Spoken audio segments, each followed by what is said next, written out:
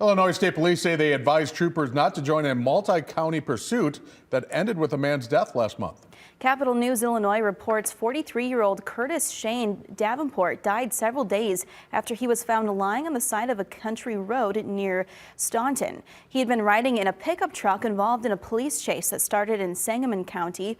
Police believe the truck was parked outside a Springfield area motorcycle dealership during a burglary. The Sangamon County Sheriff's Office says other law enforcement agencies were also involved, but ISP says the pursuit violated department policies and troopers were not a part of that. State police investigators are looking into the case. It's the second officer involved death for the Sheriff's Department in less than 4 months.